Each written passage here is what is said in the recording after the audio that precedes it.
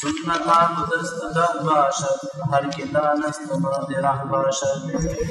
شستن دست پیش مسواک است نام حق گفتن از دل پاک است.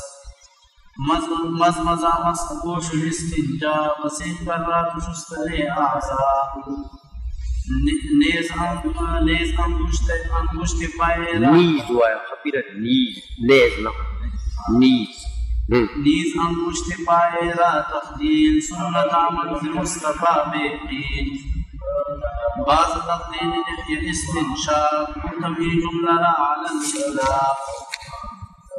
عضو گر ترکنی روا نبود راندن آب جز دوا نبود.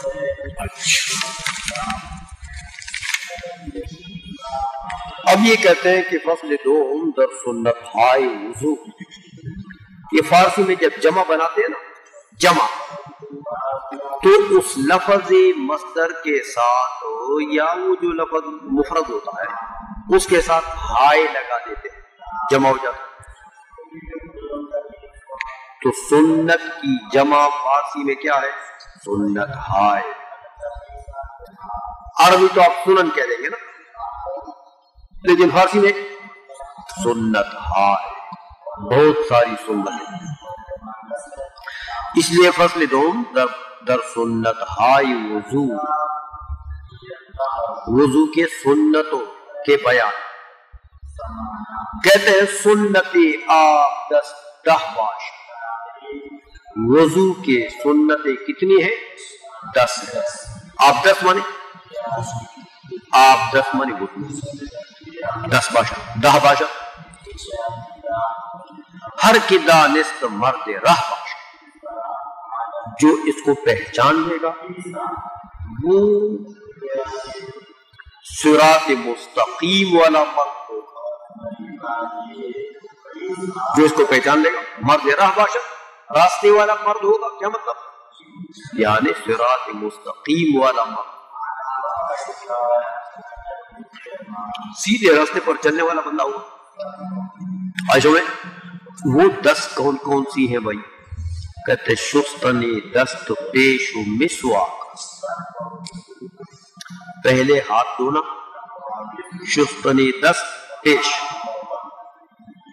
پہلے ہاتھ دھونا کہاں تک؟ یہاں. وہ یہاں تک فرض ہو جائے گا. پہلے جب آپ بیٹھیں گے تو ہاتھ یہاں تک دھونا کیا ہے؟ وہ مسواک.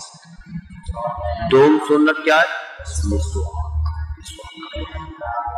مسواک جو ہے اس کی لمبائی 1 بالشت ہونی چاہیے. وہ علامہ شامی اور بہت دیگر علماء نے لکھا ہے کہ بالشت سے اگر زیادہ ہو تو اوپر شیطان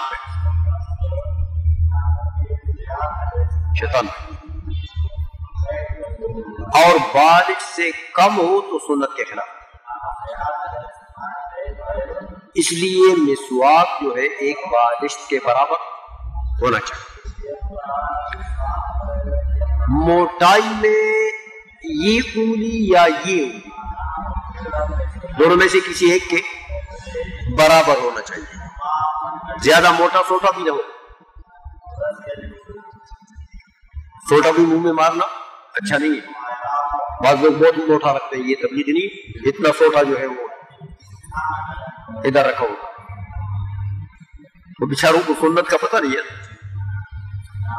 کہ سوٹے کو منہ میں مارنا سنت نہیں ہے. مسواک مارنا سنت. اچھا مسواک نام حق گفتن از دلی پاک. اللہ کا نام بولنا پاک دل سے یہ بھی سنت ہے. یعنی پہلے بسم اللہ الرحمن الرحیم پاک دل سے. پاک دل سے کیا مطلب؟ اخلاص قلب سے پڑھنا. منافق کی طرح نہیں کہ لوگوں کو دکھاوے کے لیے پڑھے. ایسا ہی مزمزہ مسح گوش و استنجا منہ میں پانی ڈالنا مسمسا 3 مرتبہ، وہ بتائے گا آگے. تو منہ میں پانی ڈالنے کیا ہے؟ سنت.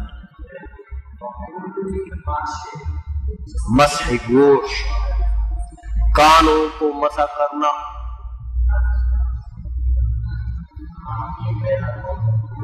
سمجھ آئیے؟ اس انگلی سے اندر کانوں کو مسح کرنا.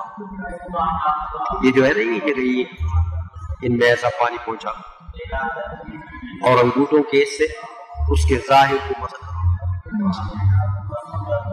مسح گوش و استنجا، اور استنجا کرنا سنت ہے، بشرطی کی نجاست موضع نجاست کے ساتھ درہم کے برابر نہ ہو. دیکھو نا، کبھی وہ جو ہانڈی ہے نا، وہ ہانڈی کا منہ جو ہے وہاں نجاست درہم یا درہم سے زیادہ ہوتی ہے، پھر سنت نہیں، پھر تو فرض ہے. سمجھ آئیے؟ لیکن اگر درہم سے کم نجاست ہے یا اس سے بھی کم ہے تو پھر یہ پانی کے ساتھ استنجا کرنا کیا ہے؟ سنت. عائشہ نے بسی کرات شستن اعضاء، اور جو اندام دھونے کے ہیں، وضو میں جو اندام دھونے کے ہیں ان کو 3 مرتبہ دھونا، ہر ایک کو 3 مرتبہ دھونا، یہ بھی سنت ہے. جو مسح کے ہیں وہ نہیں، 3 مرتبہ سر پر مسح کرنا سنت نہیں، 1 مرتبہ مسح سنت. عائشہ نے نیز انگشت پائے را تخلیل، بھی نیز ومن بھی انگشت پائے پیر کی انگلیوں میں خلال کرنا. دیکھو، پیر کی انگلیوں میں پانی پہنچانا تو بھائی فرض ہے، سمجھ آئیے؟ تو اگر پانی پہنچ چکا ہے، آپ نے غسل کیا، پانی پہنچ گیا ہے، تو پھر تخلیل کیا ہے؟ سنت ہے. لیکن دیکھو، اگر پانی پہنچا ہی نہیں تو پھر تو فرض ہے، غسل تو اس کا فرض ہے. عائشہ میں لیکن یہ پانی پہنچ گیا تو اس کے بعد تخلیل کیا ہے؟ سنت ہے.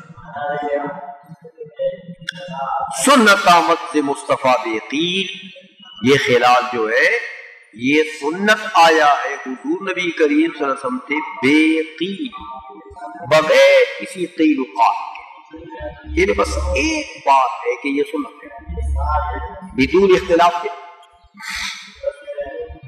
بعض تخلیل لحیہ استنشاق، اس کے بعد داڑھی کا خلال، داڑھی کا خلال یہ بھی سنت ہے.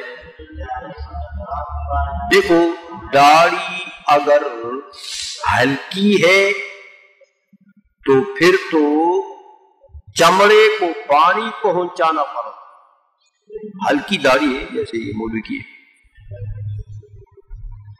تو پھر تو چمڑے کو پانی پہنچانا، کیونکہ فَاغْسِلُوا وُجُوهَكُمْ میں وہ آتا ہے.